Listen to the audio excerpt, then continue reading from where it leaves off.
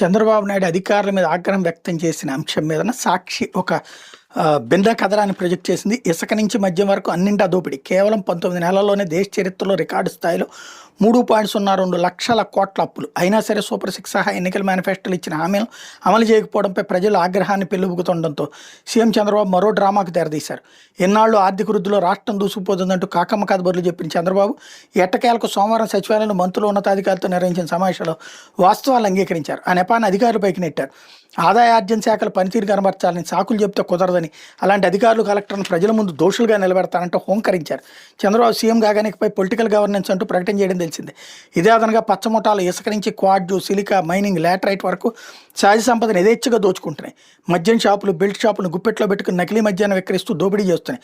ఒక పక్క రాష్ట్ర ఆదాయానికి గండి కొడుతూ, మరోవైపు టీడీపీ నేతలు దోపిడీకి ప్రోత్సహిస్తూ చెరకు రాబడి తగ్గితే అధికార యంత్రాంగాన్ని బాధ్యులుగా చేస్తాను చంద్రబాబు బెదిరింపులకు దిగడంపై తీవ్ర వ్యతిరేకత